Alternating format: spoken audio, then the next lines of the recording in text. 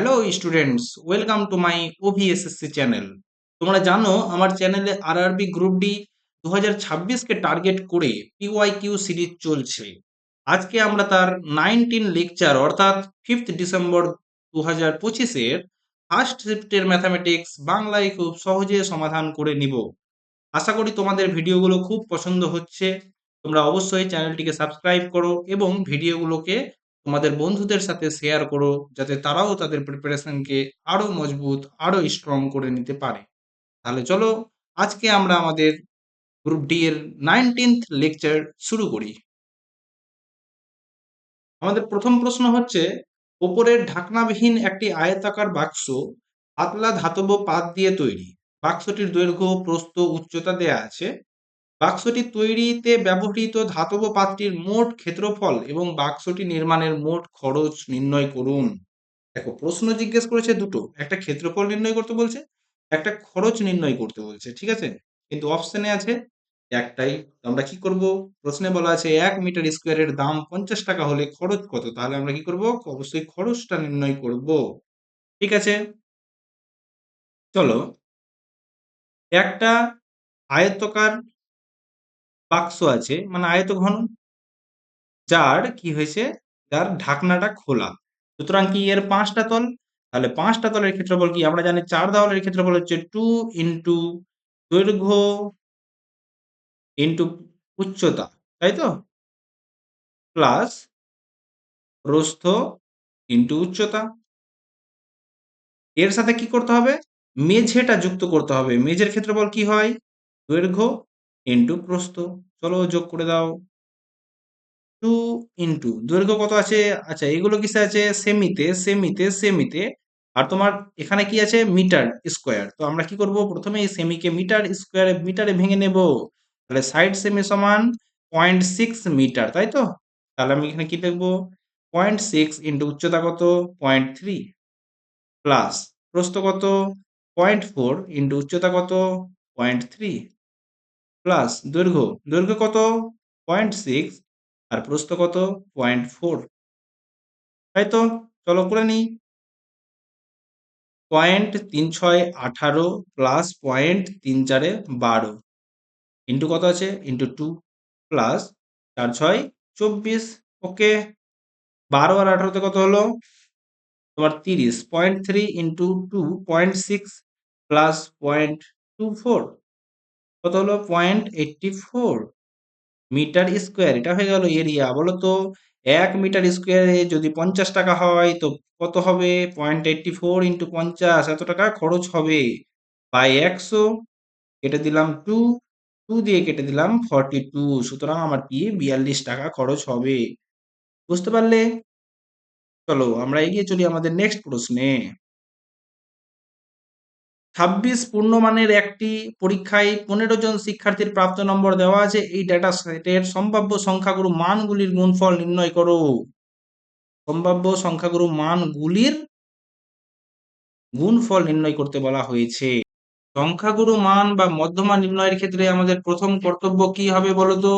আমরা প্রথমে সাজিয়ে নেব। 15টা সংখ্যা আছে, সাজিয়ে নাও। দেখো, লিখলাম 14, অবশ্যই 12, 17, 16, 19, 13, আর একটা 14, 15, ঠিক আছে? তারপর কত হয়ে গেল? 11, 23, 16, 22, 21, 21টাকে আমি এখানে লিখলাম, ঠিক আছে? নেক্সট কত হয়ে গেল? 18 আর 25।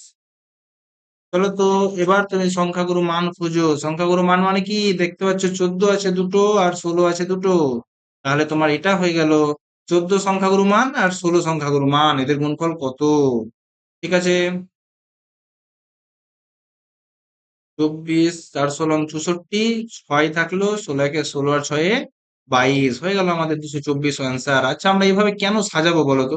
এইভাবে সাজানোর কারণ হচ্ছে যাতে কোনো একটা সংখ্যা তোমার ছোট থেকে বড় সাজাতে গিয়ে ছুটে না যায়, তাই তো? চলো আমরা এগিয়ে চলি আমাদের নেক্সট প্রশ্ন। দুটি সংখ্যার অনুপাত 8:7, তাদের গসাগু 30। দেখো, দুটি সংখ্যার অনুপাত কিভাবে হয়? আচ্ছা, 50 আর 25-এর অনুপাত কি? চলো তো কাটাকুটি করব আমরা 25 দিয়ে 2, 25 দিয়ে 1। সুতরাং সবথেকে বড় যে বিভাজ্য সেটা দিয়ে আমি দুটোকেই ভাগ করলাম। আর আমরা জানি সবথেকে বড় যেটা বিভাজ্য হয় সেটাই কি হয়? গসাগু। সুতরাং এখানে গসাগু দিয়েই ভাগ করা আছে। তো প্রথম সংখ্যাটা কত হয়ে গেল? 8 ইনটু 30। আর দ্বিতীয় সংখ্যাটা কত হয়ে গেল? 7 ইনটু 30। এদের লসাগু করতে বলছে। লসাগু কত হবে? 8 ইনটু 30 ইনটু 7। ঠিক আছে? করে নাও। 7 × 8 = 56 গুণিত 30, 3 × 6 = 18, 3 × 5 = 15, একে 16 হয়ে গেল আমার অ্যান্সার। ওকে, চলো আমরা এগিয়ে চলি। এই অঙ্কটা আমরা কতবার যে করলাম এই সেটে কোনো ঠিক ঠিকানা নেই। 20% কে এত সঙ্গে যোগ করা হলে মূল সংখ্যাটি পাওয়া যাবে। সুতরাং কি 80% মানেই হচ্ছে তোমার 96, 60% মানে কত? 96/80 × 60 ঐকিক নিয়ম।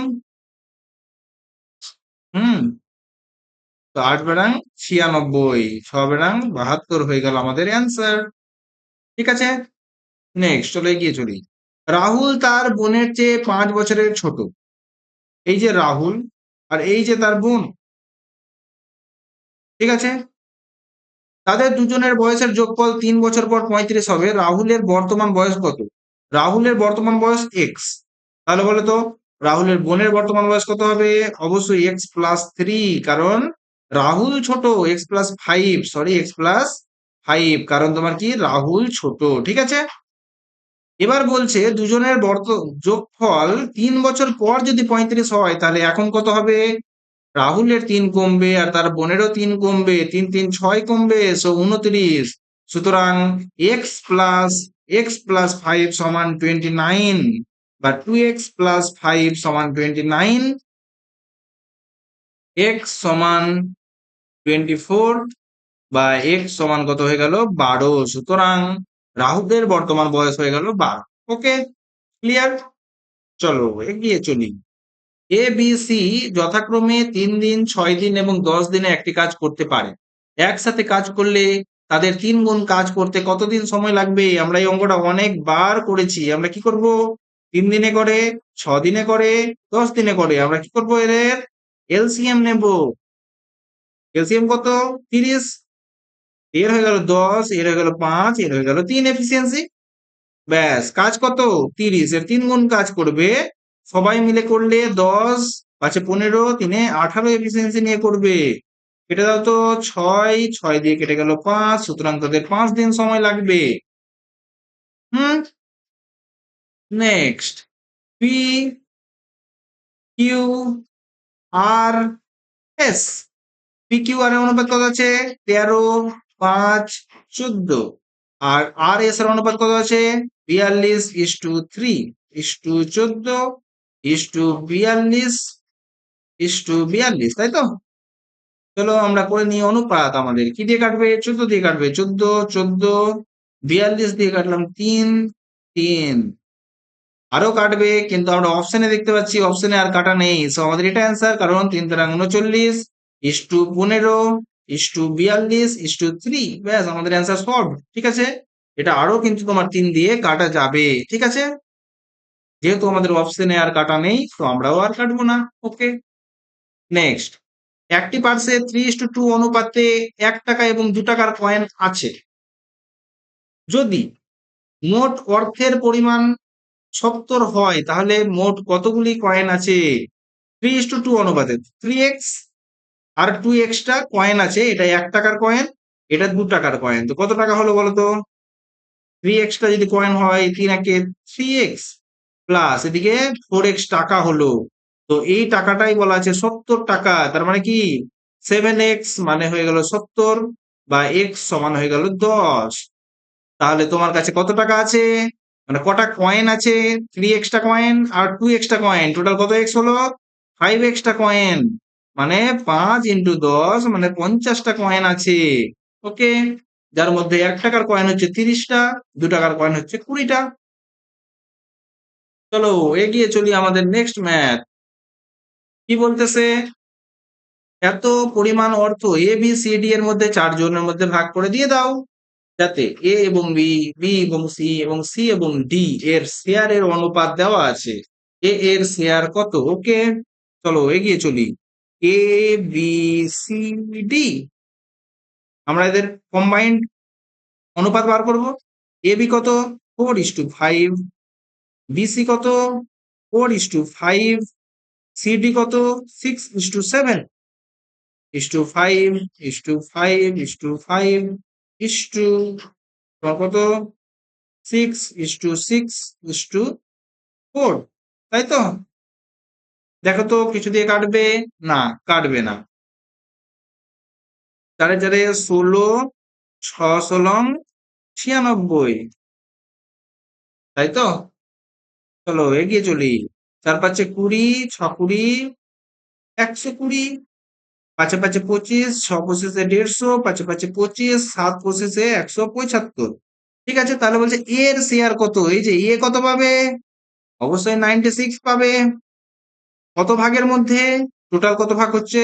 6 আর 5-এ 11-র 1, হাতে থাকে 1, 7, 5, 12, 12, 2-এ 14, 14 আর 9-এ 23, আর 1-এ 24, হাতে থাকে 2, 1, 2, 3, 4, 5। ব্যাস, টোটাল কত আছে? দেখো তো স্পষ্ট ভাবে দেখতে পাচ্ছি 8 দিয়ে কেটে গেল, তাহলে 6×8-এ 48, আর 8×9 72, 72 আর 4-এ 76, তাহলে এ পাবে এত টাকা। হুম, নেক্সট। একটি গোলার্ধের ব্যাসার্ধ দেওয়া আছে 3.5 সেমি হয়। যদি গোলার্ধের সমগ্র তল, একটি গোলার্ধ আছে, গোলার্ধ মানে কি? একটি গোলকের অর্ধেক, এর ব্যাস বলে দেওয়া আছে, ব্যাসার্ধ বলে দেওয়া আছে। যদি গোলার্ধের সমগ্র তলের ক্ষেত্রফল একটি গোলকের পৃষ্ঠতলের ক্ষেত্রফলের সমান, আর এখানে একটা গোলক আছে, গোলকের পৃষ্ঠতলের ক্ষেত্রফলের সমান, তাহলে গোলকের আয়তন কত? ওকে, এটা আমি কি জানি? আর জানি কত? 3.5। চলো করে নিই। গোলকের সমগ্রতলের ক্ষেত্রফল, গোলকের সমগ্রতলের ক্ষেত্রে গোলার্ধের সমগ্রতলের ক্ষেত্রফল কত হবে? 3πr², মানে 3.5 ইন্টু 3.5 সমান গোলকের পৃষ্ঠতলের ক্ষেত্রফল কত? 4πr²। পাই কুটু গেল, কত থাকলো? r² সমান 3 ইন্টু 3.5 ইন্টু 3.5 বাই 4। তাহলে r সমান কত থাকলো? 3.5/2 ইন্টু √3। ঠিক আছে, এটার কি হয়ে যাবে? এটা রুট ওভার হয়ে যাবে। তো দুটো 3.5 থেকে একটা 3.5 বেরিয়ে গেল, নিচে 4 থেকে 2 বেরিয়ে গেল, আর √3 পড়ে থাকলো। ঠিক আছে, এবার বলছে গোলকের আয়তন কত? গোলকের আয়তনের সূত্র কি আমরা জানি? 4/3 পাই r³ r মানে কত? 3.5/2 √3 ইন্টু 3.5/2 ইন্টু √3 ইন্টু 3.5/2 ইন্টু √3। ব্যাস, এটাই তো। ওকে, চলো এবার আমরা কি করব? কাটাকুটি করব। 0 পয়েন্ট উঠিয়ে দিলাম, 0 পয়েন্ট উঠিয়ে দিলাম, কত হয়ে গেল? 0। কাটাকুটি করো তো। 7 দিয়ে কাটলাম 5, 5 দিয়ে কাটলাম কত? 4, 4 দিয়ে 4 কেটে উড়ে গেল। ওকে, দেখো √3 ইন্টু √3 মানে কত? 3, 3 কেটে গেল। গুড। 5 দিয়ে কাটো তো, 5 7 35, 5 দিয়ে কাটো তো কত হচ্ছে? 4×5 20, 5 দিয়ে কাটো 7, 5 দিয়ে কাটো 4, 2 দিয়ে কাটো 2, 2 দিয়ে কাটো 11, তো সাথে সাথে 49 ইন্টু 11, 49 ইন্টু 11 ইন্টু √3/8, গুণ করে দাও তো। 9, 3, 5, √3/8 হয়ে গেল আমাদের অ্যান্সার। হুম, তোমরা শুধু পয়েন্ট দেখে ঘাবড়ে না গিয়ে তুমি প্রসেস ঠিক করে ধীরে ধীরে করে এগিয়ে যাবে, তাহলেই তোমার অ্যান্সার অবশ্যই মিলে যাবে। নেক্সট, 4000 থেকে 5000-এর মধ্যে অবস্থিত কোন বৃহত্তম সংখ্যাটি 42 দ্বারা সম্পূর্ণরূপে বিভাজ্য? আমি কি 42 দ্বারা ভাগ করে দেখবো? না, এটা আমরা কখনোই করব না। 5000-এর মধ্যে মানে কি? 5000-এর কাছাকাছি সব থেকে বড় সংখ্যা কে আছে ওটা আগে অপশনে দেখবো। এটা এটা এটা এটা তো অবশ্যই এটা। প্রথমে আমি এটাকে টেস্ট করব। কি 42 মানে কি 2 গুণিত 3 গুণিত 7, 6 7 42। সুতরাং সংখ্যাটা 3 দিয়ে কাটতে হবে, 2 দিয়ে কাটতে হবে আর 7 দিয়ে কাটতে হবে। কেটে গেলেই আমার অ্যান্সার হয়ে গেল। চলো 2 দিয়ে 8 আছে লাস্টে, আমরা জানি 2 দিয়ে কাটবে। 3 দিয়ে কাটার নিয়ম কি? 4 9 4 13, 13 আর 9 22, 22 আর 8 30, কেটে যাবে। ওকে 7 দিয়ে যদি কেটে যায় তাহলে আমার অঙ্কের অ্যান্সার হয়ে যাবে। 7 সাথে 49, 7 একে 7, 2 4 7 28, তাহলে আমার এটাই হয়ে গেল অ্যান্সার। আমি আর কোনোটাই চেক করে দেখবো না। ওকে, চলো নেক্সট। সুজয় আসবাবপত্র কেনার জন্য বার্ষিক 16% সরল সুদের হারে 18 মাসের জন্য 50,000 ঋণ নিয়েছিল, তাকে কত সুদ দিতে হবে? আমরা কি জানি I is equal to P/100। সরল সুদের তো একটাই সূত্র। P কত? 50,000। আর কত? 16%। P কত? 18 মাস। মানে কি 18/বছর। ঠিক আছে, ইন্টু সূত্রের 100।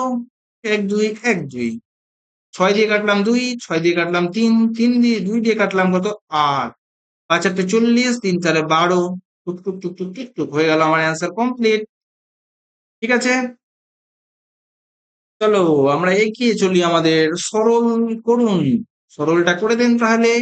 -5 ইন্টু, দেখো তো থার্ড ব্র্যাকেট শুরু আর থার্ড ব্র্যাকেট শেষ কোথায়? এখানে থার্ড ব্র্যাকেট শেষ। Into 0.5/2 into 5। পয়েন্ট যদি উঠিয়ে দিই আমি নিচে কত লিখবো? 10। এতদূর বোঝা গেল। এবার আমাকে এই যে ব্র্যাকেটের মধ্যে একটা সংখ্যা আমাকে বসাতে হবে। সংখ্যাটা কত হবে সেটা আমাদের খুব মন দিয়ে দেখতে হবে। দেখো ফার্স্ট ব্র্যাকেট এখান থেকে শুরু হলো, গিয়ে শেষ হলো এখানে। আমার তার মানে আমাকে প্রথমে এই কাজটা করতে হবে। তো করো। 2 ইন্টু -3 ইন্টু -4, মাইনাসে মাইনাসে প্লাস হয়ে গেল। 3 4 12 আর 2 3 4 12, 12 দুগুণে 24, 24 আর 5 6 30, 24 আর 30 কত হলো? 54। 54 আগে কত আছে? এই যে ব্র্যাকেট মাইনাস আছে, এই যে মাইনাস এখানে দিয়ে দাও। তো ব্র্যাকেট উঠাতে গেলে কি হলো? -54। তারপরে কত ছিল? -3। আর তার আগে কত ছিল? -3।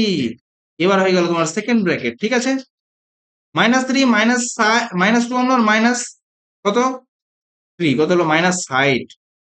-4 গুণিত -60 ভাগ, এখানে করো তো 30। 3 গুণিত 20 মানে কত? -60। ওকে, ঠিক আছে, চলো তো। -60 ভাগ -60 কত হলো? 1।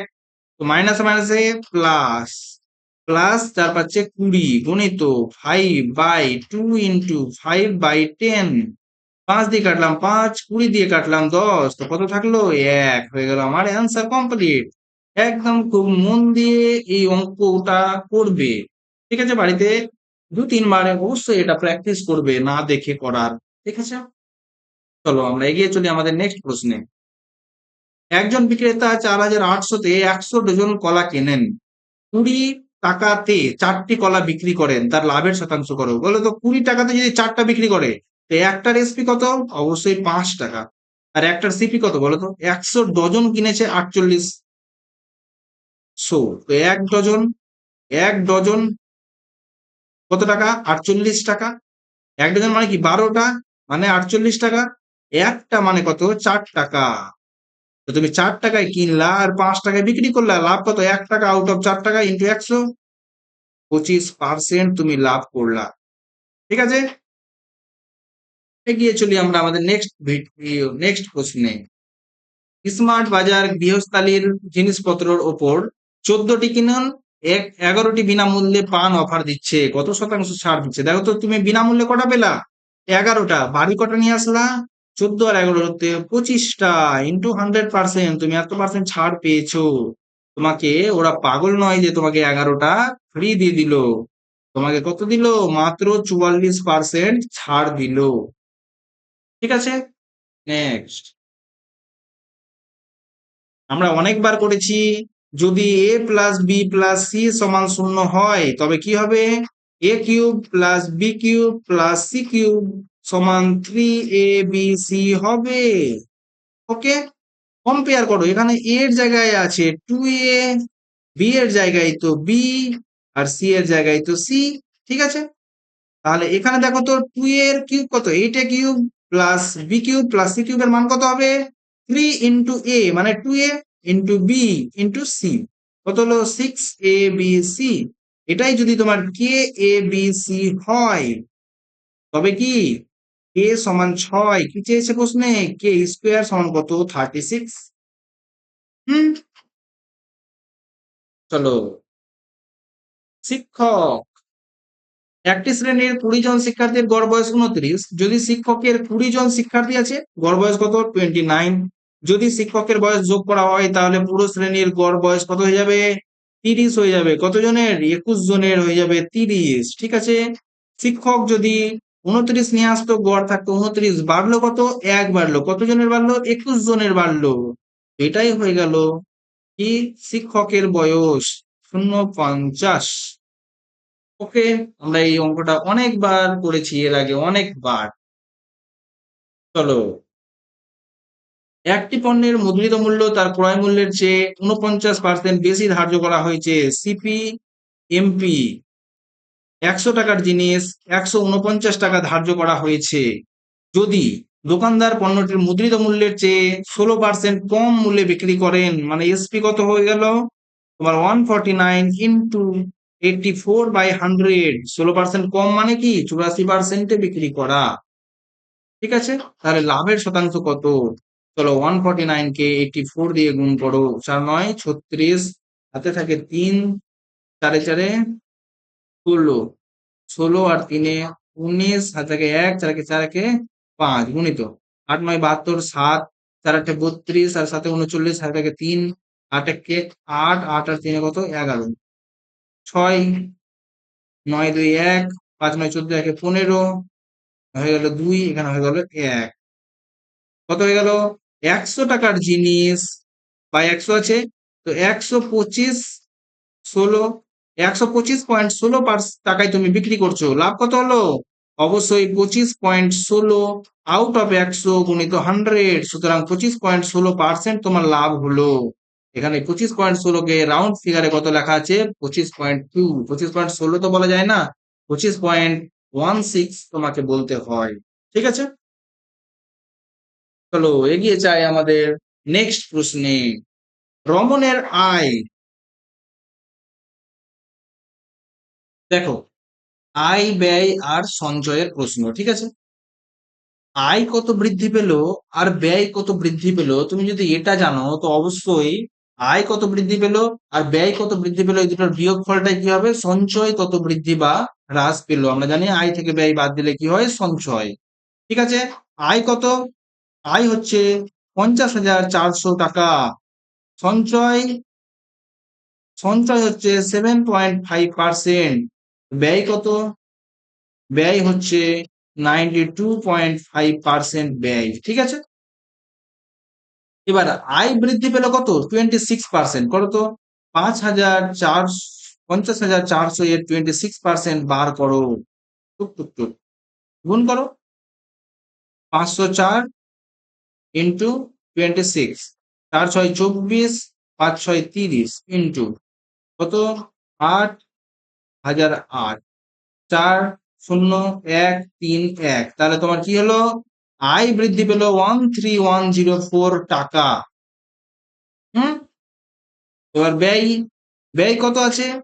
50,400 ইন্টু 92.5%, বাড়লো কত? 45%। তাহলে এর 45% কত? এটা আমরা বার করলাম প্রথমে, চলো করে নাও। একটা দুটা, একটা দুটা কেটে দাও, 5 দিয়ে কেটে দাও 2, 5 দিয়ে কেটে দাও 9, 2 দিয়ে কেটে দাও কত? 25 2। ঠিক আছে, ওকে। 4 দিয়ে কেটে দাও তো, 4 6 24, 1 3 4 12, 4 দিয়ে কেটে দাও 25, 5 দিয়ে কেটে দাও 5, 5 দিয়ে কেটে দাও কত? 5 1 5, 4 নামলো, 5 8 40, 2 নামলো, 5 5 25, আবার 5 দিয়ে কেটে দাও 5, 3 5 15, 3 5 7 35। তাহলে কত হলো? 63 ইন্টু 37 ইন্টু 9। আমরা কিন্তু গুণ দেখে কখনোই ভয় পেয়ে যাব না, 37 দিয়ে গুণ করতে হবে। চলো করে নি, 3 7 21। ওকে, আর 6 7 42 আর 2 এ 44 গুণিত 3 3 9 3 6 18। ঠিক আছে, চলো 1 9 4 13 3 8 4 12 1 13, এখানে 2। ওকে, চলো একে আবার 9 দিয়ে গুণ করতে হবে। 9 কে 9, 3 9 27, আর তাকে 2, 3 9 27 আর 2 29, আর তাকে 2, 3 9 9 2 18 আর 2 20। দেখো তো তোমার আয় বৃদ্ধি পেল 13,104 টাকা, আর ব্যয় বৃদ্ধি পেল 20,979 টাকা। তাহলে তোমার কি সঞ্চয় হ্রাস পাবে? যেহেতু আয় থেকে তোমার ব্যয় বেশি হয়ে গেল, তাহলে কি হবে? 20,959 থেকে 79 থেকে 13,104 কে বিয়োগ করে দিই, এটি বৃদ্ধি পাবে কি? সঞ্চয়। 9 থেকে 4 বাদ, 5, এখানে হয়ে গেল তোমার 7, এখানে হয়ে গেল তোমার 8, এখানে হয়ে গেল 7, 7 8 7 5 হ্রাস পাবে কি? তোমার সঞ্চয়। ঠিক আছে, ওকে, নেক্সট। 285 মিটার এবং 235 মিটার দৈর্ঘ্যের দুটি ট্রেন এত এত বেগে পরস্পরের বিপরীত দিকে ছুটে চলেছে। আমরা জানি কি পরস্পরের বিপরীত দিকে চলা মানে ওদের স্পিড যোগ হয়ে যাবে, কিন্তু ওদের ডিস্টেন্স কি হবে? সে একই দিকে যাক আর বিপরীত দিকে যাক, দুটো ট্রেনের লেন্থ মানে সবসময় যোগ হবে, তাই তো? প্রথম ট্রেনটি দ্বিতীয় ট্রেনটিকে অতিক্রম করতে কত সময় নেবে? তাহলে কত ডিস্টেন্স যাবে? দুটো ট্রেনের যোগফল যোগ করো, 5 5 0, 8 3 11, 1 12, 2 2 2 4, 1 5, 520 মিটার যাবে। কত স্পিডে যাবে? যেহেতু বিপরীত দিকে ছুটছে, দুটো যোগ হয়ে যাবে স্পিড। 4 8 4 12, তাই তো? না, 3 1 4, 8 আর 6 14, 144। ওকে, কিন্তু এটা কি করবো মিটার পার সেকেন্ডে করার জন্য? এই যে কোন করে তো 8 8 64, 5 8 40, 4 3 52, তাহলে কত হলো? 13 সেকেন্ড হয়ে গেল আমার অ্যান্সার। নেক্সট। একজন মোটর চালক 50 মিনিটে 30 কিমি ভ্রমণ করে। তিনি প্রথম 11 মিনিট x কিমি/আওয়ারে, দ্বিতীয় 25 মিনিট 2x কিমি/আওয়ারে এবং বাকি যাত্রা x কিমি/আওয়ার গতিবেগে চালান। তাহলে x এর মান কত? ওকে, সে যায় কত? 50 মিনিট, টোটাল ডিস্টেন্স কত? 30 কিমি। প্রথম 11 মিনিট গেল x কিমি/আওয়ারে, দ্বিতীয় 25 মিনিট গেল 2x কিমি/আওয়ারে, আর 11 আর 25 কত হয়ে গেল তোমার? 36। তাহলে বাকি যে 14 মিনিট, সেটা কততে গেল? x কিমি/আওয়ারে। বলো তো, তুমি টাইম জানো, তুমি স্পিড জানো, তাহলে ডিস্টেন্স জানো? অবশ্যই জানি। চলো গুণ করে নিলে ডিস্টেন্স হয়ে যাবে 11/60, এটাকে আমি কিসে করলাম? ঘন্টায় করে নিলাম, into x, plus 25/60 into 2x, plus 14/60 into x, এটাই টোটাল ডিস্টেন্স সমান 30। এবার তো বাকিটা ক্যালকুলেশন করে নাও। দশক কত? 60, 11x প্লাস 25x, 25 দুগুণে 50x প্লাস 14x সমান 30। ওকে, 11 আর 14 তে কত হয়ে গেল? 25, 75x, 75x সমান সমান 30 গুণিত 60। চলো এবার আমরা করে নিই কি? কাটাকুটি করো।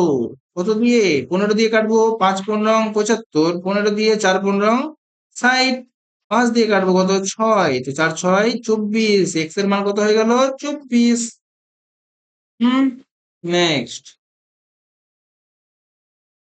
দুটি পাইপ যথাক্রমে 10 মিনিট এবং 12 মিনিটে একটি ট্যাঙ্ক ভর্তি করতে পারে। একটি নিকাশি পাইপ প্রতি মিনিটে 6 গ্যালন খালি করতে পারে। 3টি পাইপ একসাথে চালু হলে ট্যাঙ্কটি ভর্তি হতে সময় লাগে 30 মিনিট। প্রথম পাইপ করে 10 মিনিটে, দ্বিতীয় পাইপ করে 12 মিনিটে, আর 1 + 2 + 3 অর্থাৎ 3টা পাইপ করে তোমার 30 মিনিটে। ওকে, চলো আমরা কি করব? নিব আমাদের এলসিএম। এলসিএম কত হবে? 30 কে লিখবো 3 গুণিত 5 গুণিত 2, ওকে। তারপর 12 কে কত লিখবো? 6 ইন্টু 2, 6 তো আছেই, আর 10 তো এর মধ্যেও চলে আসলো। তাহলে আমার এলসিএম কত হলো? 3 5 15 দুগুণে 30 দুগুণে 60 বা 60। 6, 5 আর 2 হয়ে গেল এদের এফিসিয়েন্সি। বলো তো, দুটো পাইপ যারা ভর্তি করছে, এর পাইপ হয়ে গেল এফিসিয়েন্সি 6, এর হয়ে গেল এফিসিয়েন্সি 5, তো টোটাল এফিসিয়েন্সি কত? অবশ্যই 6 5 11। তো দুটো পাইপের এফিসিয়েন্সি যদি তোমার 5 6 11 হয়, আর তিনটে পাইপ মিলিয়ে যদি তোমার 2 হয়, সুতরাং নিকাশি পাইপ মানে খালি করা পাইপের এফিসিয়েন্সি কত হবে? অবশ্যই তোমার 9 হবে। 9 9 করে সে খালি করবে। তাহলে বলো তো, এই 9 ইউনিটের মানই কত দেওয়া আছে? 6 গ্যালন। তাহলে 1 ইউনিটের মান কত? 6/9 গ্যালন। তোমার টোটাল ইউনিট কত? 60 ইউনিটের ট্যাঙ্কি। তো 60 ইউনিটের মান কত হলো? তোমার 6/9 গুণিত 60 গ্যালন। চলো কাটাকুটি করো। 6 দিয়ে কাটলাম, 3 দিয়ে কাটলাম 2, 3 দিয়ে কাটলাম 3, 3 দিয়ে কাটলাম কত? 20। তাহলে কত হলো? 40 গ্যালনের তোমার ট্যাঙ্কি। বুঝা গেল? চলো আমরা এগিয়ে চলি আমাদের নেক্সট প্রশ্নে। একটি সংখ্যাকে 15% বৃদ্ধি করা হলো, ফলস্বরূপ প্রাপ্ত নতুন সংখ্যাটিকে আবার 10% বৃদ্ধি করা হলো। কত পার্সেন্ট বৃদ্ধি পেলো? আমরা কি জানি? AB rule. 15 plus 10 plus 15 into 10/100, okay. 15 10 কত? 25 প্লাস 1.5 মানে কত হয়ে গেল? 26.5%। আমাদের অ্যান্সার কমপ্লিট। ঠিক আছে। নেক্সট প্রশ্ন আমরা অনেকবার পড়ে আসলাম, এটা প্রশ্ন আমাদের পড়ার কোনো প্রয়োজন নেই। আমরা কি জানি? p প্লাস কিউ বাই 2 অর্থাৎ 3x আর 5x 8x/2 সমানই তোমার 44। x সমান কত হয়ে গেল? তোমার 10। কি চেয়েছে? কিউ আর p এর মধ্যে পার্থক্য কত হবে? পার্থক্য 2x। তাহলে কত হয়ে গেল? 2 ইন্টু 10 সমান সমান 20। আমরা এই অঙ্কটা অনেকবার এর PYQ তে করেছি, তাই জন্য এখানে করালাম না। এখানে আমরা কি করব? আমরা অ্যান্সার করব ডিরেক্ট। ঠিক আছে। আমরা যত এগাবো, আমরা যদি সেম প্রশ্ন পাই, আর কনসেপ্ট না শিখে আমরা আমাদের সময় বাঁচাবো। ঠিক আছে। চলো এগিয়ে চলি আমাদের নেক্সট এন্ড লাস্ট প্রশ্ন। এত মিটার উঁচু ভবনের শীর্ষ থেকে, এত মিটার উঁচু একটি ভবনের শীর্ষ থেকে ভূমির ওপর দাঁড়িয়ে থাকা একজন ব্যক্তির অবনতি কোণ, এখানে একজন ব্যক্তি দাঁড়িয়ে আছে, ঠিক আছে। এর অবনতি কোণ, অবনতি কোণ কাকে বলে বলো তো? এটা কি অবনতি কোণ? না। অবনতি কোণ হলো কোনটা? তোমার চোখ বরাবর, চোখের সোজা বরাবর তুমি কত ডিগ্রি কোণ অ্যাঙ্গেলে, মানে এই অ্যাঙ্গেলটা হয়ে গেল তোমার অবনতি কোণ। এটা যদি তোমার 30 ডিগ্রি হয়, আমরা এটা কি দেখতে পাচ্ছি? অবশ্যই জেড দেখতে পাচ্ছি। তাহলে তোমার এটাও কি হয়ে গেল? 30 ডিগ্রি। তাহলে এটা কত? অবশ্যই 60 ডিগ্রি। ভবনের পাদদেশ থেকে দূরত্ব কত ব্যক্তিটির, মানে এই ডিস্টেন্সটা কত? আমরা কি জানি? 30 এর অপোজিটে হয় 1 ইউনিট, 60 এর অপোজিটে কত হয়? √3 ইউনিট। তো 1 ইউনিট মানে যদি 42 হয়, তো √3 মানে কত হবে? 42 √3। √3 এর মান 1.732 ব্যবহার করো। বলো করে নিই। 42 ইন্টু 1.73। ঠিক আছে। চলো আমরা গুণ করে নিই। 3 2 6, 3 4 12 ইন্টু 7 2 14, 4 7 28, 1 29 ইন্টু 2 4। চলো যোগ করে নিই। 6 6 9 1 10, 10 আর 2 12, আর এখানে হয়ে গেল 72.66। তাহলে তোমার অ্যান্সার দেখে নাও। এটা হবে না, এটা হবে না, এটা হবে না, অবশ্যই এটা হবে। এখানে 72.75 কেন আছে? কারণ আমরা 0.21 কে আমরা অ্যাভয়েড করে দিয়েছি আমাদের ক্যালকুলেশনের সুবিধার জন্য, যাতে আমাদের বেশি বড় গুণ না করতে হয়। ওকে, থ্যাংক ইউ ভেরি মাচ। আশা করি তোমাদের ভিডিওগুলো খুব ভালো লাগছে। তোমরা অবশ্যই ভিডিওগুলোকে লাইক, শেয়ার এন্ড চ্যানেলটিকে সাবস্ক্রাইব করে দিও। ওকে, টাটা, বাই বাই। দেখা হচ্ছে তোমাদের সাথে নেক্সট ভিডিওতে।